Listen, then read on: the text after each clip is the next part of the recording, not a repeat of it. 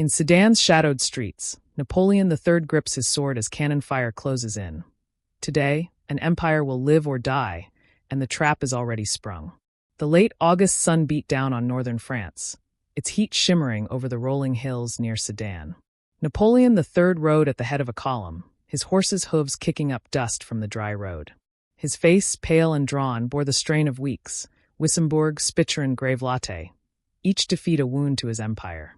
Now, with Marshal Bazaine trapped in Metz, he'd taken the field himself, joining General Patrice de MacMahon's 120,000-strong army of Châlons.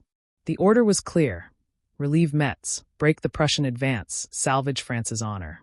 His hand tightened on the reins, pain flaring in his chest, but he pressed on, the weight of his uncle's legacy a relentless spur.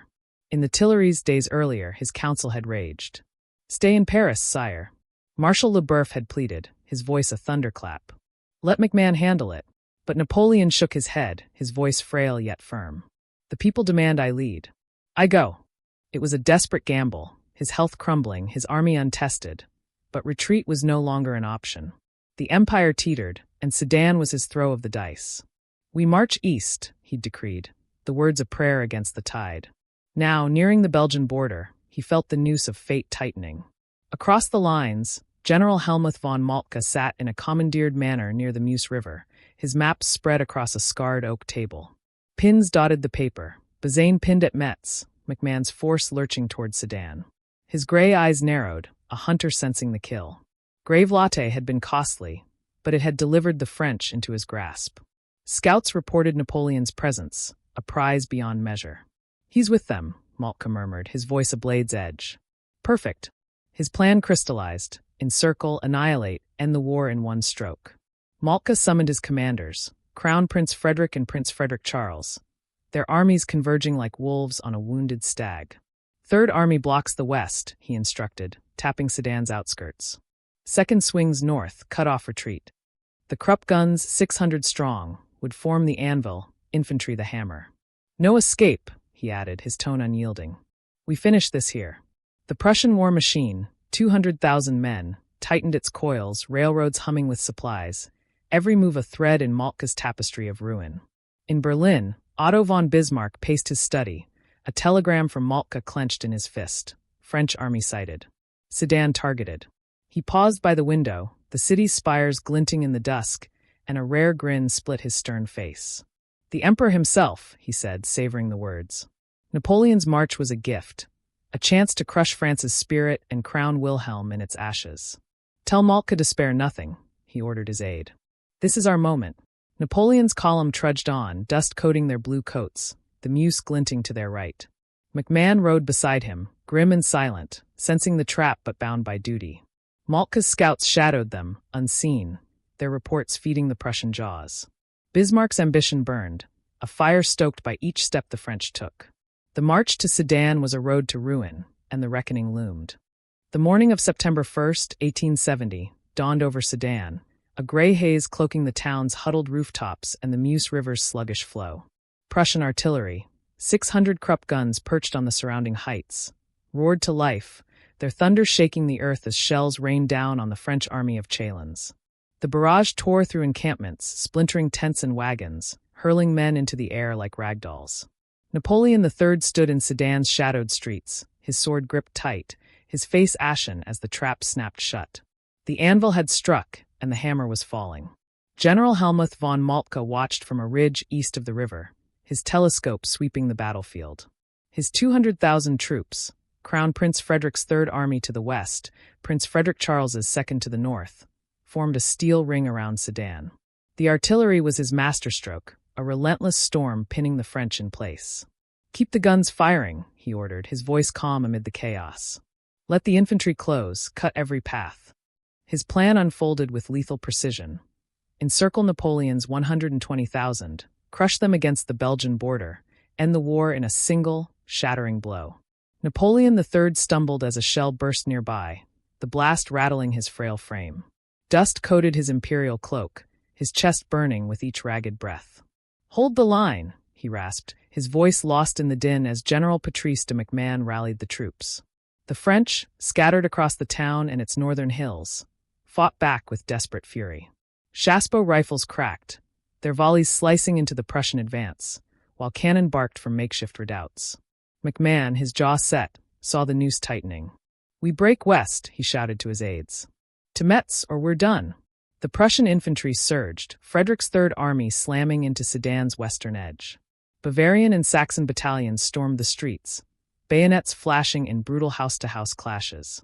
French defenders, blue coats stained crimson, held for hours, their rifles felling hundreds, but the Prussian tide was relentless.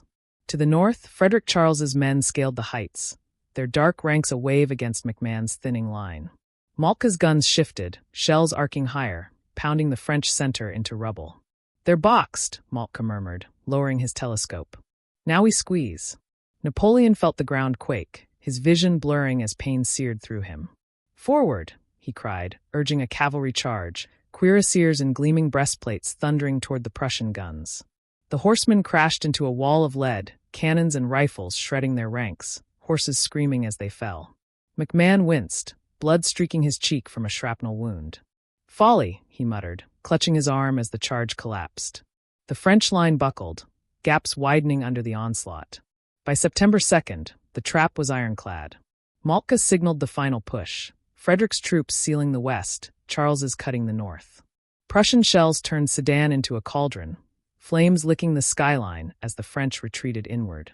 Napoleon, staggering through the chaos, saw his army unravel.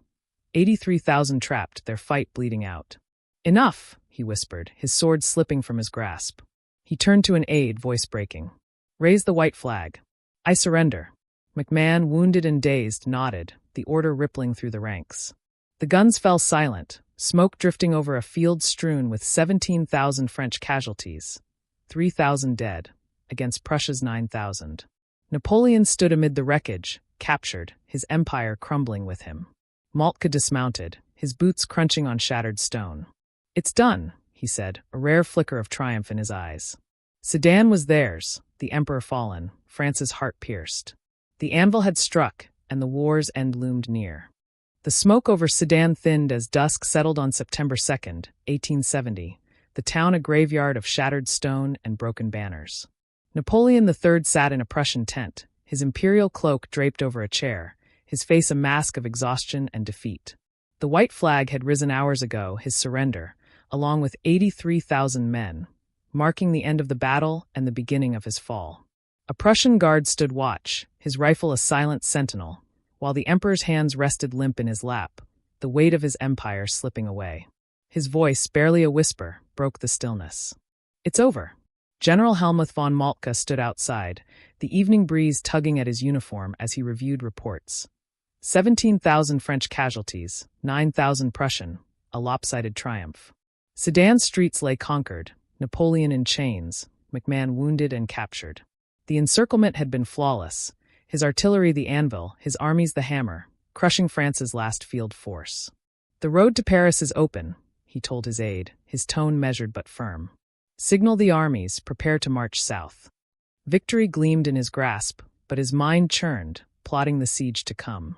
Bazaine lingered in Metz, a thorn yet to pluck, but Sedan was the keystone. In Paris, the news struck like a thunderbolt. The Tuileries Palace trembled with shouts as Napoleon's telegram, "Surrendered at Sedan," reached the council. Marshal Le Boeuf hurled a chair against the wall, its crash echoing through the marble halls. "He's lost everything," he roared, face crimson with fury. The ministers scattered, some weeping, others fleeing as the city erupted beyond the windows. Crowds surged through the streets, their war cries turning to rage. Down with the emperor. By nightfall, the Second Empire collapsed, a provisional government rising from its ashes under shouts of "Vive la République." Napoleon's throne crumbled, his legacy dust. Otto von Bismarck received Moltke's dispatch in a commandeered chateau near Sedan, the paper trembling in his hands. Not from fear, but from a thrill he could scarcely contain. "The emperor himself," he said, his voice a low rumble as he paced the candlelit room. "Captured like a common brigand." Sedan was more than a battlefield. It was a coronation stage for Germany. He saw Wilhelm I crowned in Versailles, France humbled at his feet. "Tell Moltke to press on," he ordered his aide, slamming a fist on the table. "Paris falls next, then the empire is ours." The claret in his glass shimmered, a toast to a vision now within reach. Napoleon stared at the tense canvas, the Prussian guard's shadow of bars across his prison. His surrender had been a reflex, pain, despair, the sight of his men dying in heaps, but its echo shook him. "I've failed them," he murmured, picturing Paris's fury, his wife Eugenie's flight, his son's future stolen. Moltke's trap had stripped him bare, and the empire he'd built dissolved in a single day. A cough racked his chest, blood flecking his lips, but he sat straighter, clinging to a shred of dignity. Moltke stepped into the night, his breath fogging in the chill as he surveyed the captured French cannons lining the ridge. Sedan's toll, 9,000 of his own lost, faded against the prize, Napoleon gone, France's spine broken. "To Paris," he muttered, folding his map. In the chateau, Bismarck lit a cigar, its ember a beacon of triumph. In Paris, the Republic's flag rose, a defiant gasp against the Prussian tide. The throne had crumbled, and the war's endgame beckoned. Night fell over Sedan, the battlefield a tableau of ruin under a sky bruised with fading smoke. A Prussian soldier, his uniform stiff with dried blood, trudged through the wreckage, his boots crunching on shattered cobblestones. The silence was deafening, cannon fire stilled, the cries of the fallen hushed. Before him stretched a grim parade. 83,000 French prisoners shuffling past, their blue coats tattered, faces hollow with defeat. Napoleon III rode among them, a broken figure slumped in a cart, his imperial dream reduced to dust. The soldier paused, rifle slung across his shoulder, and felt the weight of victory settle, a heavy, hollow thing. The field bore the scars of the anvil's strike. 17,000 French fallen, 9,000 Prussian, their bodies mingled in the mud. Sedan's streets smoldered, charred timbers jutting from collapsed homes, the Meuse River reflecting the glow of dying fires. The soldier's gaze lingered on a French saber, its blade snapped, abandoned in the dirt. Moltke's trap had crushed them, guns on the heights, armies closing like jaws, and now France lay open, its emperor a captive shadow. He wondered what Paris would bring, the silence a prelude to a greater storm. In a chateau overlooking the carnage, Otto von Bismarck stood at a window, the flicker of a lantern casting his broad silhouette across the room. A telegraph clicked behind him, spitting out messages to Berlin. "Sedan ours. Napoleon taken. March on Paris." He turned, a cigar smoldering between his fingers, its smoke curling like a victor's banner. "The empire falls," he said, his voice a low growl of triumph. "And ours rises." Sedan was the fulcrum, Napoleon's surrender a key to Wilhelm's crown, France's collapse a path to German glory. The soldier stepped aside as the prisoner column passed, their boots dragging a mournful rhythm. Beyond Sedan, Moltke's orders echoed through the ranks south to the capital, where the war would end. In Paris, a republic rose from the ashes, defiant but fragile. Bismarck exhaled, the cigar's ember flaring, his mind alight with Versailles, with conquest. The silence after Sedan was no peace. It was the breath before the plunge, and Paris loomed in the crosshairs.